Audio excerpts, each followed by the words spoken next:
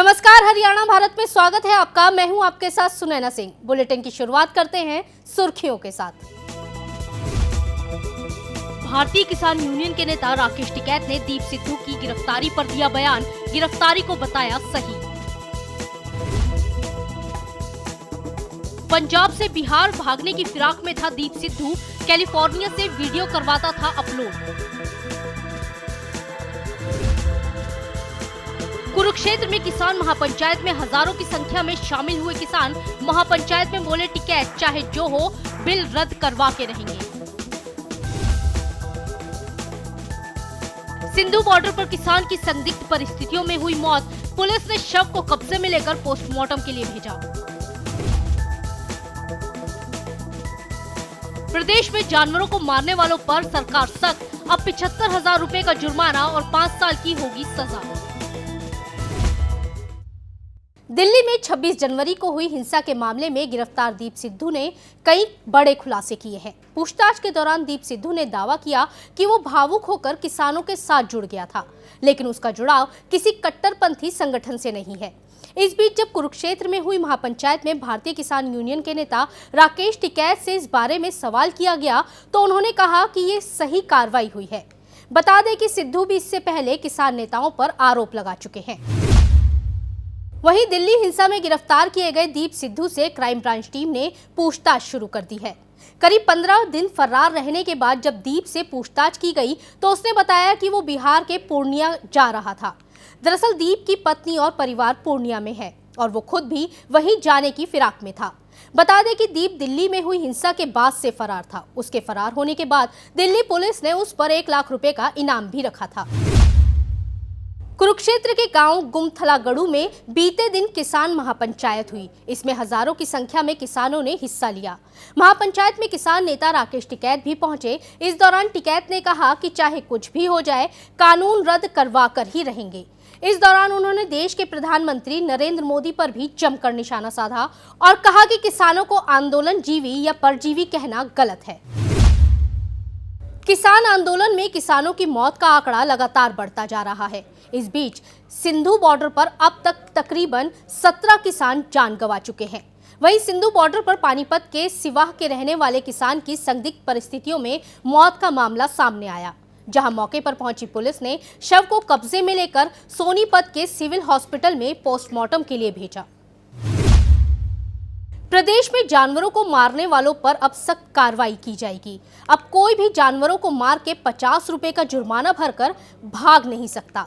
अब उसे 75,000 रुपए का जुर्माना और 5 साल की सजा हो सकती है।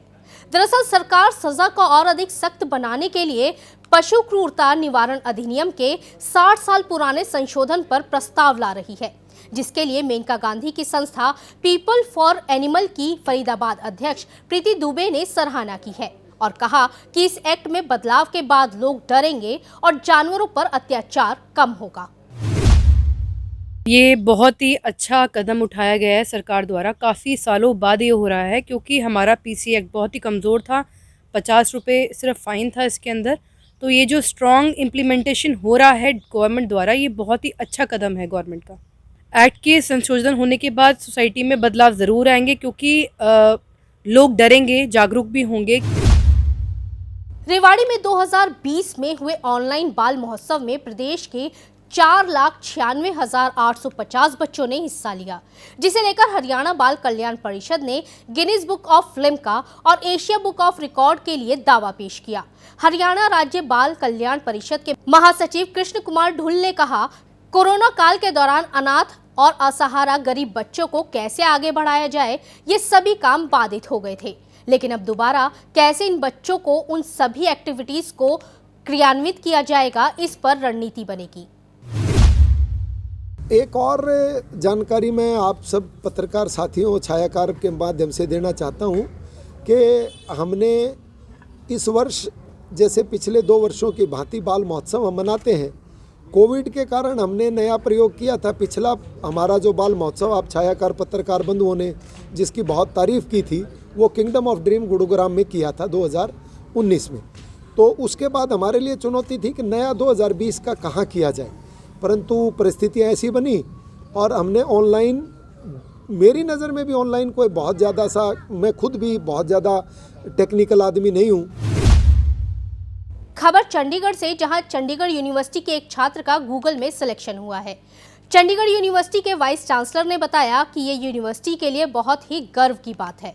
चंडीगढ़ यूनिवर्सिटी देश की पहली डायमंड रैंकिंग यूनिवर्सिटी है। यहाँ पर पिछले साल 600 कंपनियों ने कैंपस में प्लेसमेंट के लिए काम किया था, जिसका श्रेय यहाँ के छात्रों को जाता है। उन्होंने बताया कि शिक्षा खेल के क्षेत्र में छात्रों को अधिकतम सुविधाएं यूनिवर्सिटी द्वारा ही प्रदान की जाती हैं, जिसका खर्चा यूनिवर्सिटी खुद उठाती है।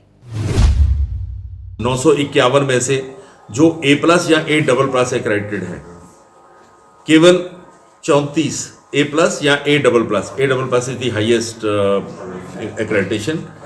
और अगर प्राइवेट विश्वविद्यालयों की बात करें तो पूरे भारत में 361 प्राइवेट विश्वविद्यालय हैं और उनमें से केवल 4 विश्वविद्यालय हैं जो A+ एक्रेडिटेड हैं, केवल 4। और पंजाब में चंडीगढ़ यूनिवर्सिटी केवल एक ही विश्वविद्यालय है जो A+ एक्रेडिटेड है प्राइवेट यूनिवर्सिटियों में से। 951 में से जो A+ या A++ एक्रेडिटेड है, केवल 34 A+ या A++ is the highest accreditation. और अगर प्राइवेट विश्वविद्यालयों की बात करें तो पूरे भारत में 361 प्राइवेट विश्वविद्यालय हैं और उनमें से केवल 4 विश्वविद्यालय हैं जो A+ एक्रेडिटेड है, केवल 4। और पंजाब में चंडीगढ़ यूनिवर्सिटी केवल एक ही विश्वविद्यालय है जो A+ एक्रेडिटेड है प्राइवेट यूनिवर्सिटियों में से। प्रदेश के मौसम में लगातार बदलाव हो रहा है। मौसम वैज्ञानिकों के अनुसार अब दिन और रात का तापमान धीरे धीरे बढ़ने लगेगा। हालांकि फरवरी में 2 पश्चिमी विक्षोभ असर दिखा सकते हैं, जिससे बारिश हुई तो पारा और नीचे आ जाएगा, लेकिन अब ज्यादा ठंड की संभावना कम ही है। अगर बात तापमान की करें तो नारनौल में रात का पारा 0.2 डिग्री से बढ़कर 5.2 डिग्री हो गया है। करनाल में 6 और हिसार में 6.6 डिग्री तापमान दर्ज किया गया, जो कि सामान्य से 3 डिग्री कम है। फिलहाल इस बुलेटिन में इतना ही। हरियाणा की तमाम बड़ी खबरें देखने के लिए बने रहिए हरियाणा भारत के साथ। नमस्कार।